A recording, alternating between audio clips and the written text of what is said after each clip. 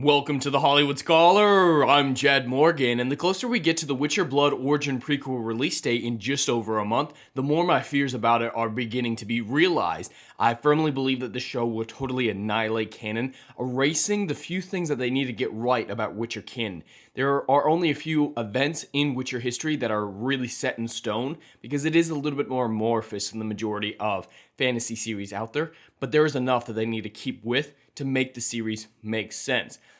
And the only things they have to get right are the only things that they're screwing up. This is next level. This is targeted stupidity. And we have some more information that leads me to believe that that is going to be the case. But before we jump into that article, I just want to say I am preparing a long form video of the Witcher history, the Witcher timeline, to really delve deep into the lore for a release date closer to the Witcher Blood Origin release date, so that we can compare and contrast the true lore with what Witcher Blood Origin does. And that'll be something coming out in probably about a month. I'm currently working on it, really excited to see how it turns out. But in the time being, this news that we have about the Witcher Blood Origin seems to be building in an excuse for why the history in the show is going to be incorrect. But this comes from the Redanian Intelligence, which is a great resource for Witcher TV show news. They're always right on top of things, and they're incredible. This is a little bit more theory-based, this video, but it is built upon evidence and a history at Netflix with The Witcher. So it's confirmed Jaskier is in the Witcher Blood Origin. This is news that we've known about for a little while. Way back in January, we knew he was going to be in it, and we all assumed it was going to be in narrator capacity. Looks like that's not going to be the case. It's going to be more of a sort of initial instigator in the prologue and maybe the epilogue. Very, very minor role, not a narrator. But to recap the news that we found out in January, we knew that the prologue of The Witcher Blood Origin is going to start with Jaskier in his natural habitat, a tavern.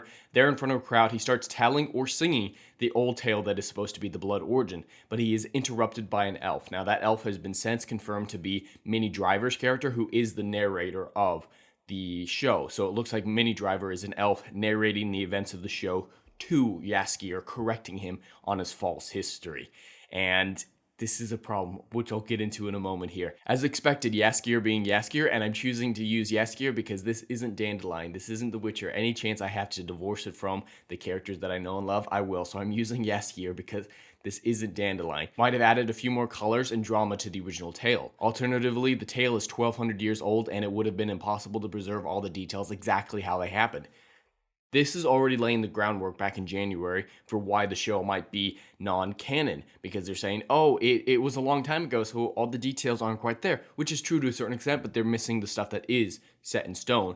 And they're like, oh, and he might just be embellishing the story. So the story we know in The Witcher is just Bard's embellishments of it, and The Witcher Blood Origin is how it really happened.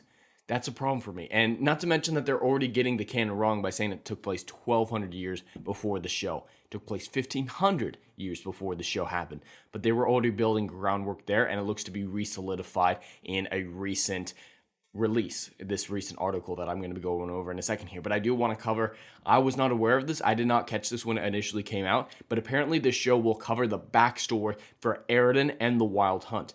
This is a bit of a problem. This is a bit of a problem because these events lead up to the conjunction of spheres. At this point, elves should be a little bit more magical, a little bit more mysterious, and still have some abilities for multiversal travel. And it's at the conjunction of the spheres where the Einel leave the continent, leaving their Anshe brothers behind, which devolve into the elves we know from the main Witcher story. But the Einel go to a new world, fight a bunch of unicorns, and it's on that planet that they realize that they've lost their multiversal abilities to the degree that they had. They can no longer mass exodus in case the White Frost comes to destroy this planet as it did their original homeworld.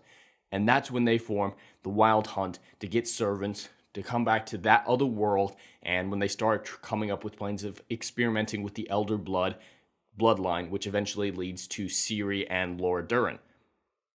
The Wild Hunt cannot exist before the conjunction of the spheres. Arien can. I'm alright with Arien existing. That is something that makes sense, even though he shouldn't be the focus of it. The king of the Einel should be more the focus, not Arien, because Arien in the books actually wasn't as big of a character as he was represented in The Witcher 3. Arien only really showed up in the Lady of the Lake. Not really a whole lot to do with the story. I love what they did with him in The Witcher 3, but yeah, he should not be the focus of a TV show about the backstory of the conjunction of the spheres. This is not correct. So that is just something that apparently came out in January that I did miss. But coming back to the more current news, confirmed Jaskier's in The Witcher Blood Origin. Already knew that, but they're confirming it with this behind-the-scenes photo with Lenny Henry. Lenny Henry, who's in this too, just like Rings of Power. But yeah, you can see him in it, and this was apparently when they were filming or something. So they're just confirming, yeah, he really is there. And so they just recap a little bit of what I was just talking about. He's telling the story in a tavern. The elf, Mini Driver, comes up to him and says, hey, no, you're wrong. This is how it really happened. The figure in question is very likely Mini Driver's, I can't pronounce that name, who is described as a shape-shifting time traveler and the collector of histories and lore. Now, the only references to time travel in the entirety of The Witcher are with the Elder Blood. So this must be an ancestor of series, if this is lore accurate, which is fine, but Laura Dern should also already exist at this point, so this might be Laura Dern's mother, something like that, but then she shouldn't be around for Jaskier's time, and why is she back into this world? Is she Anchet?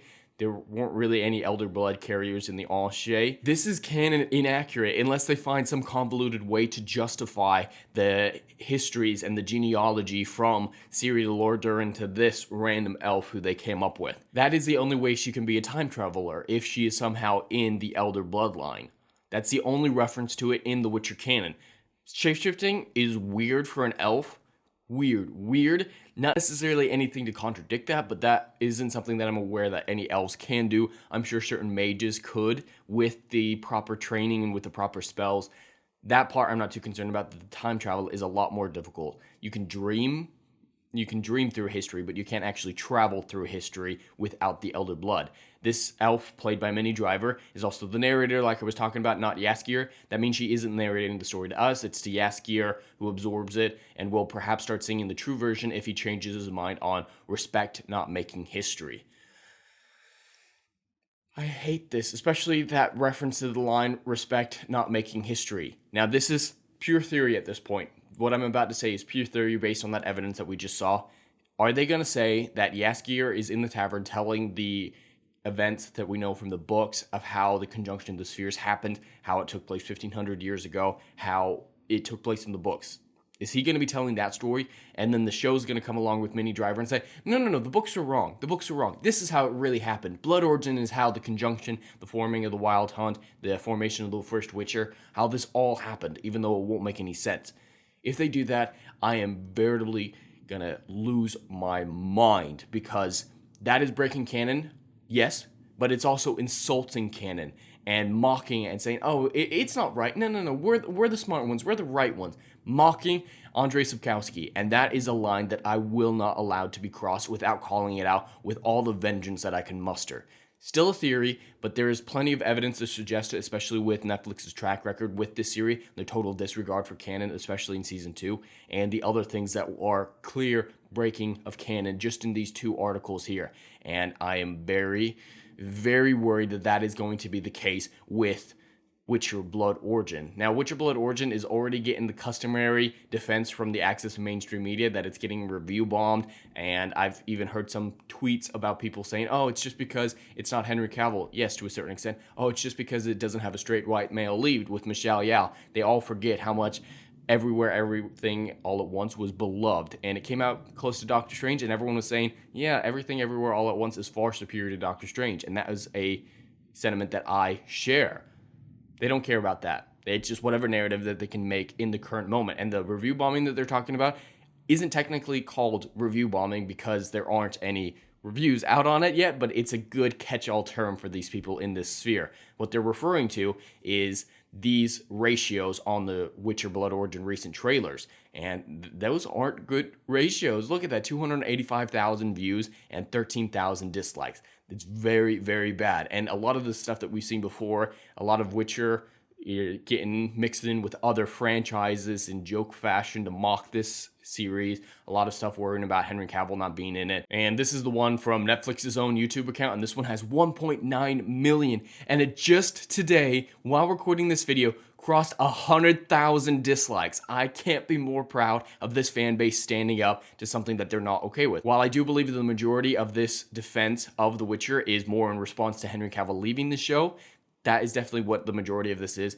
but some of it has got to be about their bastardization of this series, this franchise, and this lore. And I can't be more happy. This is a very much smaller scale of what Rings of Power happened, but Rings of Power is becoming an example, a bulwark for what people are supposed to do in situations like this. And I can't be more excited for it. And just with all of this as well, there is of course the petition to have the Netflix writers fired and have Henry Cavill return, and it is getting close to 250,000 signatures. Now, I personally don't really believe that these will do anything, but again, once again, it is representative of how many people are feeling this way about the situation, and I really hope it continues to grow to a certain extent. It may eventually do something, but that is very far in the future, and only time will tell. I'm very worried about Witcher Blood Origin, about the lore that it's going to break, and about how much Netflix, how far they're willing to go to bastardize this lore, which is why I'm creating this new content for me, a new experiment for me, is an in-depth lore video coming next month. But anyway, that's all I have for today. I'd love to hear your thoughts in the comments below. Please like, share, and subscribe, and I'll see you in the next video. Anon.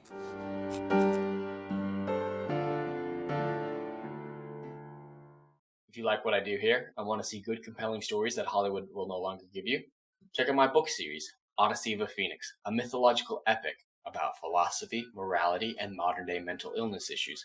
Books 1, Down in Flames, and Book 2, Apocalypse Then, currently on sale. Book 3, Kill the Dark, coming soon.